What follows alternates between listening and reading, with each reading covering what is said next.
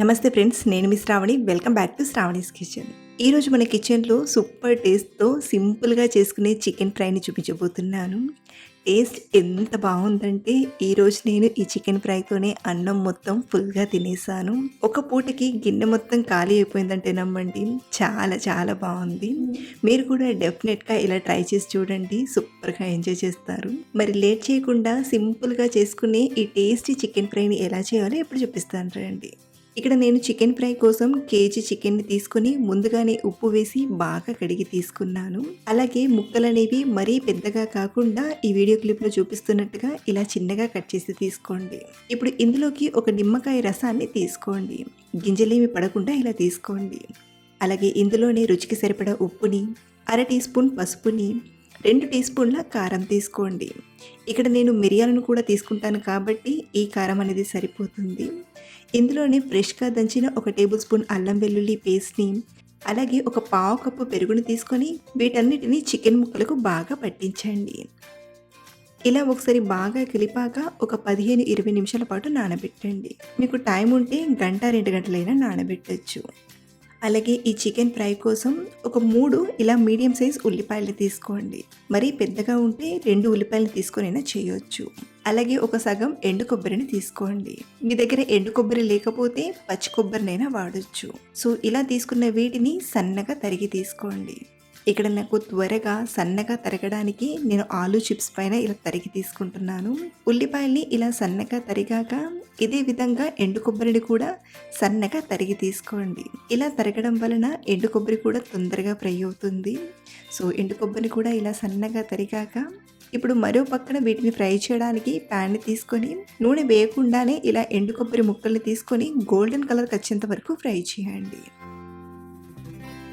ఒక పక్కన కలుపుతూ ఇలా ఎండు కొబ్బరిని ఫ్రై చేస్తూనే మరో పక్కన స్పైసెస్ని తీసుకుందాం. 1 టీ స్పూన్ జీలకర్ర, కొంచెం బండ పువ్వుని, 1 టేబుల్ స్పూన్ మిరియాలను, 5-6 లవంగాలను, ఓ 4-5 యాలక్కులను, ఒక 2-3 దాల్చిన చెక్కలను తీసుకోండి.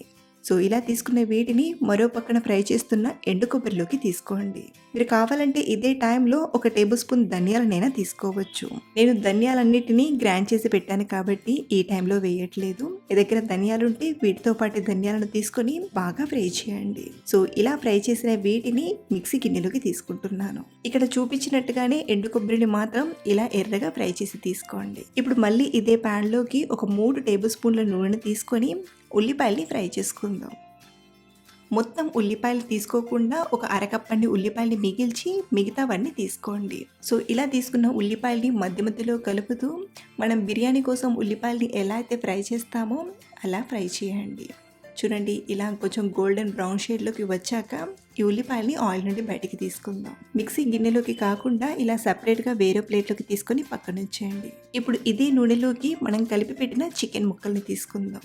ఇలా అన్ని చికెన్ ముక్కలను తీసుకున్నాక హై ఫ్లేమ్లో ఒక 2 నిమిషాలు ఇలాగే ఫ్రై చేయండి.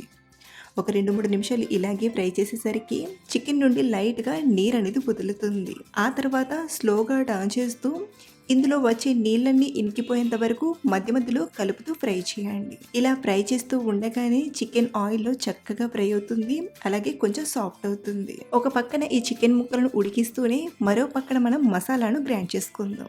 ముందు తీసుకున్న ఎండు కొబ్బరి, జీలకర్ర, మిరియాలను మెత్తగా గ్రైండ్ చేయండి. ముందుగా వీటిని ఇలా మెత్తగా గ్రైండ్ చేశాక మనం ఫ్రై చేసి పెట్టిన బ్రౌన్ ఆనియన్స్ని కూడా తీసుకొని బాగా గ్రైండ్ చేయండి.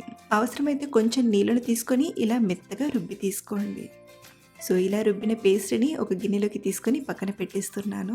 మరో పక్కన చూడండి, చికెన్లోని నీళ్ళన్నీ ఇనికిపోయి ఆయిల్ అనేది సెపరేట్ అవుతుంది కదా. ఈ టైంలోనే మనం ఈ చికెన్ ఉన్న ప్యాన్ని పక్కన పెట్టేసి ఇంకో ప్యాన్ని తీసుకోండి. మీరు కావాలంటే వీటిని ఒక ప్లేట్లోకి తీసుకొని ఇందులో అయినా మిగతా ప్రాసెస్ని చేయొచ్చు. ఇప్పుడు మళ్ళీ ఒక 2 టేబుల్ స్పూన్ల నూనెను తీసుకొని నూనె వేడయ్యాక ఒక 2 బిర్యానీ ఆకుల్ని తీసుకోండి. అలాగే మనం మిగిల్చిన కొన్ని ఉల్లిపాయలు ఉన్నాయి కదా, వాటిని కూడా తీసుకొని దోరగా ఫ్రై చేయండి. ముందులా మరీ ఎక్కువగా కాకుండా కొంచెం గోల్డెన్ షేడ్ వచ్చేంత వరకు ఫ్రై చేస్తే సరిపోతుంది. చూడండి, ఉల్లిపాయలు కూడా ఇలా దోరగా ఫ్రై చేశాక ఇందులోకి 1 టీ స్పూన్ అల్లం వెల్లుల్లి పేస్ట్ని తీసుకొని ఫ్రై చేయండి. వీటిని కూడా ఇలా 1-2 నిమిషాలు ఫ్రై చేశాక గ్రైండ్ చేసిన మసాలా పేస్ట్ని కూడా తీసుకొని మరొక 2 నిమిషాలు ఫ్రై చేయండి. ఆల్రెడీ వీటిని మనం ఫ్రై చేసి తీసుకున్నాం కాబట్టి మరీ ఎక్కువ ఫ్రై చేయాల్సిన అవసరం లేదు. ఇలా కొంచెం ఫ్రై చేశాక ఇందులోనే కొంచెం తరిగిన కొత్తిమీర, పుదీనాకుని తీసుకొని ఒకసారి బాగా కలిపి ఫ్రై చేసిన చికెన్ ముక్కల్ని తీసుకోండి. ఏమైనా గ్రేవీ, ఆయిల్ లాంటిది ఉంటే మొత్తం తీసుకొని ఒకసారి బాగా కలపండి.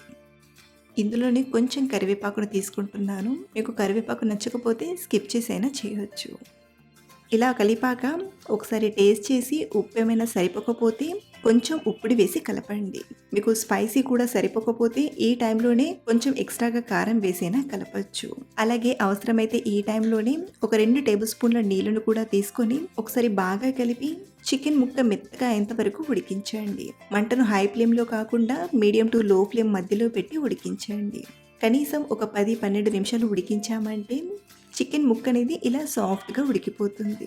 చివరిగా ఒక టేబుల్ స్పూన్ ధనియాల పొడిని, అర టీ స్పూన్ గరం మసాలా పొడిని, అలాగే కొంచెం కొత్తిమీర ఆకును తీసుకొని ఒకసారి బాగా కలిపి స్టవ్ ఆఫ్ చేయడమే. ప్రాసెస్ కాస్త లెంతీగా అనిపించిన టేస్ట్ అయితే సూపర్గా కుదురుతుంది. మీరోసారి ఈ స్టైల్లో ట్రై చేసి చూడండి, డెఫినెట్గా నచ్చుతుంది.